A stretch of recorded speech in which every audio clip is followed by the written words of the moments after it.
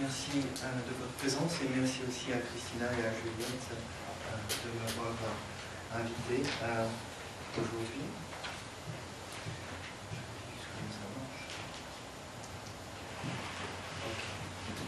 Donc cette présentation s'inscrit dans le cadre d'une recherche en cours sur les représentations de la Cité des 4000 à la Courneuve, informée par la méthode interdisciplinaire des Cultural Studies.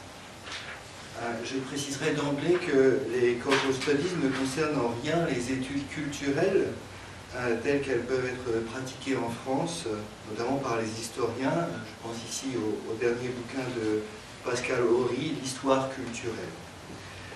Par Cultural Studies, je me réfère ici au courant intellectuel radical développé dans les années 60 en Angleterre, à Birmingham, et désormais usité dans l'ensemble du monde anglophone. Un courant qui considère la culture populaire comme un espace politique partagé entre pouvoir, opposition et résistance.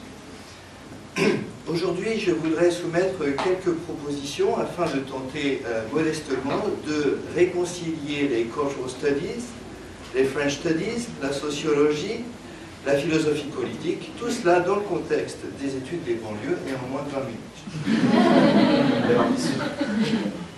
Bon, alors, depuis les années 80, les représentations culturelles des banlieues, ces anciens territoires ouvriers qui abritent désormais des populations issues d'immigration, est devenu un sujet majeur de la culture populaire en France. Les banlieues liées à la violence, la délinquance, les bandes, la drogue, l'islam, etc., ont fréquemment servi à explorer l'évolution turbulente de la société française. Tandis que les représentations journalistiques et artistiques des banlieues, partagées entre le spectaculaire et le dramatique, ont servi de base à l'analyse de l'intégrité et de la cohésion de la nation française, je voudrais proposer ici un décentrement théorique et examiner la culture ordinaire des habitants des cités, ceci afin de resituer l'importance de leur production quotidienne dans la culture populaire. Mon analyse repose sur la création d'une archive culturelle retraçant les représentations journalistiques et artistiques de la Cité des 4000 entre 1962 et 2009. Mon travail s'appuie aussi et surtout sur une étude ethnographique menée auprès des habitants de la Courneuve, au cours de laquelle j'ai pu examiner certaines auto-représentations du quotidien qui ont été réalisées donc par ces habitants, et je vais développer ce point tout à l'heure.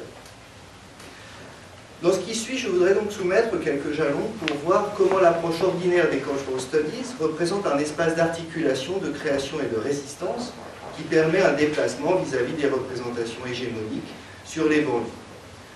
Mon objectif ultime sera de montrer comment l'approche ordinaire offre des pistes stimulantes et, je pense, originales, à même de politiser, au sens francierien du terme, l'analyse des représentations des banlieues françaises. Avant de parler plus en détail de cette approche, je voudrais ouvrir une courte parenthèse et formuler deux remarques théoriques. La première a lieu à la production scientifique des French Studies sur les banlieues, et la seconde relève de l'approche des banlieues dans la sociologie, en France notamment. Alors, pour commencer ce petit état des lieux, les Cultural Studies, inaugurées par Richard Hoggart, Raymond Williams et Stuart Hall, ont connu un vif succès dans le monde anglophone, un succès qui ne s'est jamais véritablement vérifié au sein des French Studies. À consulter le livre classique French Studies in the 21st Century, qui a été publié en 2011, les rapports existants entre Cultural Studies et French Cultural Studies ne sont pas si étroits que l'on pourrait le croire. Comme David Loosley le constate dans sa contribution, les French Studies et les Cultural Studies n'ont pas grand-chose en commun. Je cite David Loosley, "Cultural Studies has become a buzzword. Yet I suspect that what we mean by cultural studies is not what is meant by cultural studies." Pour prolonger son argument, Loosley indique que le titre de la prestigieuse revue French Cultural Studies, que vous voyez ici, a contribué encore un peu plus à obscurcir la question French Studies, French Cultural Studies, Cultural Studies. Si les banlieues ont suscité depuis une quarantaine d'années nombre de publications dans le monde anglophone, c'est principalement par la littérature et le cinéma que ces études ont été amenées, réalisées. suppose que je n'ai pas besoin de citer les études qui ont été faites en cinéma. Tout le monde pense à Carita, par exemple, au niveau de la littérature, à Alec Hargraves, pour citer deux personnes importantes. Alors, maintenant, de l'autre côté de la Manche, les sciences sociales, et plus particulièrement la sociologie, ont elles aussi considérablement boudé les cultural studies, pour reprendre le verbe utilisé par Éric Maigret et Éric Massé, qui sont deux sociologues français qui s'intéressent aux cultural studies. On a pu noter depuis quelques années des efforts importants pour populariser en France la méthode cultural studies. Éric Neveu et Armand Matelas ont publié un petit bouquin qui s'intitule « Introduction aux cultural studies » en 2009. Et avant cela, en 2007, Max Servul avait publié en français les travaux de Stuart Hall, qui est récemment disparu, il y a à peu près 2 mois de cela. Alors, malgré cette médiatisation ou cette diffusion de la méthode des cultural studies en France, l'approche dominante des représentations de la banlieue a été relativement fixiste et assez réductionniste au sein de la sociologie. En allant vite, si l'on considère généralement que les habitants des banlieues sont plus souvent parlés qu'ils ne parlent, pour reprendre l'expression de Pierre Bourdieu, en raison d'un manque de capital social et culturel, les cultural studies, elles, considèrent que les dominés ne sont pas des cultural dopes, mais qu'ils peuvent produire et diffuser des représentations sur les banlieues. Donc dans la même optique que certains travaux réalisés récemment sur la banlieue, je pense à Amère banlieue et Pays de Malheur, je proposerai ici une approche en cultural studies de la banlieue, une approche ordinaire de la culture qui entend être démocratique. Alors je voudrais maintenant parler de ce que j'entends par ordinaire en 3 points. Tout d'abord, je vais parler de l'ordinaire des cultural studies. Les cultural studies situent la culture comme un terrain de conflit et de contestation autour de la question de l'idéologie. Elles concèdent un rôle significatif aux subordonnés en termes de classe, d'ethnie, de genre, de génération, dans leur rapport au monde. Les cultural studies examinent les capacités d'agency des subordonnés dans le contexte du quotidien. Pour les premiers théoriciens de Birmingham, Hogarth, Raymond Williams, la culture ne représente pas tant a set of things, novels, paintings, TV programs and comics, as a set of practices. La culture dépend en fait des capacités des participants à interpréter le monde de façon signifiante, ce qui se passe autour d'eux, en faisant sens du monde en général. Pour reprendre la formule classique de Raymond Williams, la culture est ordinaire. Culture is ordinary. It is how we make sense of ourselves, the world around us. It is the practice through which we share and contest meaning of ourselves, of each other, and of the world.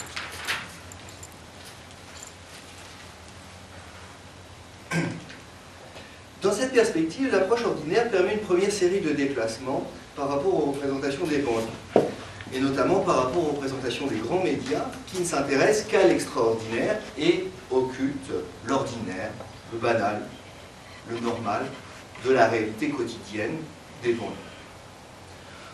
En premier lieu, les représentations des résidents se caractérisent par leur emphase sur le réel, la banalité, la médiocrité, le quotidien, c'est-à-dire des thèmes comme l'habitat, le travail, la cuisine, la santé, la maladie, les handicaps, le shopping, les loisirs. Je propose que ce déplacement de représentation peut éclairer autrement le statut des périphéries et les représentations des périphéries et nous permettre de voir des manières, des pratiques, des styles, tous relevant de la vie en banlieue. Ma seconde proposition est la suivante. Ce qu'implique l'approche ordinaire, c'est aussi le déplacement vers l'étude d'objets moins valorisés de la culture. Donc, je ne parle plus de romans, je ne parle plus de films, je vais parler de textos, de recettes de cuisine, de journal intime, des des objets culturels qui peuvent paraître indignes et qui, à mon sens, peuvent nous aider à repenser les représentations de la banlieue. Donc je voudrais maintenant passer à mon second point de l'ordinaire qui a trait à ce que j'appelle, après le terme de Stuart Hall et Paul Duguay, le circuit de la culture. Les réflexions pionnières de Raymond Williams ont abondamment nourri les travaux de Stuart Hall, notamment ceux portant sur le circuit de la culture.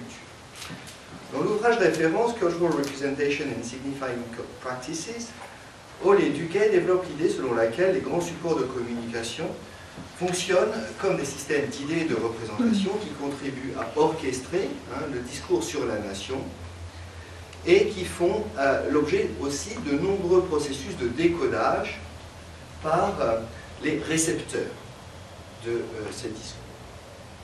À la suite de Hall, nombre de travaux en Cultural Studies ont étudié le pouvoir, ont évalué plutôt le pouvoir des industries culturelles qui organisent en quelque sorte le sensible au sein de la société afin de démontrer comment des groupes minoritaires interprètent le monde de manière signifiante. Alors je passe sur les quelques études que j'avais signalées. Alors mon approche du circuit de la culture est qu'il est évidemment primordial de ne pas sous-estimer, se distancier et encore moins de s'affranchir des représentations dominantes sur les banlieues, mais en même temps il faut aussi, je pense, réinscrire les créations et les pratiques quotidiennes des banlieusards au sein de la sphère culturelle. Car je considère que la culture du quotidien est un espace de création multiple, qui représente un espace d'articulation qui permet au prisme de l'ordinaire un déplacement vis-à-vis donc des représentations communes sur les banlieues qui sont partagées entre l'exotique, le sensationnel, le spectaculaire, le dramatique. Mon troisième et dernier point concerne culture et démocratie. L'approche inclusive des Cultural Studies fait de celle-ci un projet démocratique, pour citer le spécialiste John Story. Au lieu de se focaliser uniquement sur ce que le critique culturel Matthew Arnold a appelé « the best of what has been thought and said », Cultural Studies is committed in principle to examining all that has been thought and said. L'intérêt politique de la culture ordinaire est d'autoriser l'observation donc de l'agency des banlieusards et en même temps de voir que nombreuses des pratiques culturelles de ces banlieusards sont répandues dans le reste de la société française. Par exemple, l'écriture de cartes postales, la tenue d'un journal intime, l'écriture loisir, la composition de petits poèmes, ce genre de choses. Simultanément, cette approche permet aussi de noter comment la culture fait figurer ce que Stuart Hall appelle des cartes de réalité, des maps of reality. Des cartes qui peuvent être déconstruites et reconstruites de manière multiple. Un second intérêt de cette approche démocratique des habitants des cités relève de la nouvelle dimension politique. En allant vite, ces artefacts du quotidien permettent à leurs créateurs à la fois de manifester, mais aussi de questionner les différents partages et les différentes divisions du monde. Elles permettent de rendre visibles, lisibles, audibles, d'autres formes de représentation de manière démocratique, puisque les créateurs, les banlieusards, entrent directement en contact avec des créations auxquelles ils ne sont en théorie avec lesquelles en théorie ils ne sont pas censés interagir.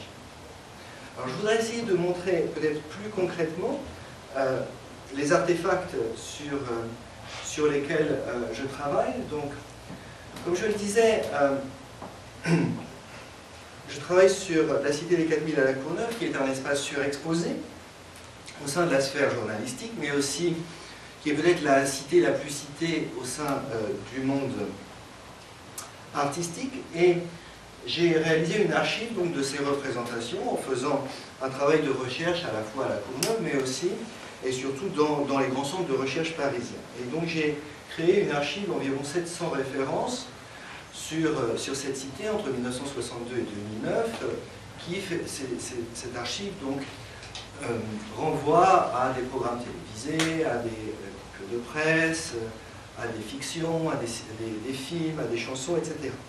Et alors que je faisais donc mon travail de recherche, en rencontrant les Courneuviens, je me suis aperçu qu'il existait également beaucoup de créations qui étaient réalisées dans le cadre de la culture quotidienne par ces banlieusards. Et ces créations, je les ai appelées provisoirement des représentations du troisième type, par opposition aux représentations journalistiques et artistiques que j'ai mentionnées tout à l'heure. Alors, voilà quelques représentations de l'ordinaire. Vous voyez donc des photographies dans les années 60 de la fête de l'amicale des locataires à la Courneuve, les fêtes qui étaient organisées par l'amicale des locataires étaient importantes à cette période, il y avait beaucoup de liens sociaux à cette période, peut-être plus qu'aujourd'hui, même si on peut débattre de cette question plus tard.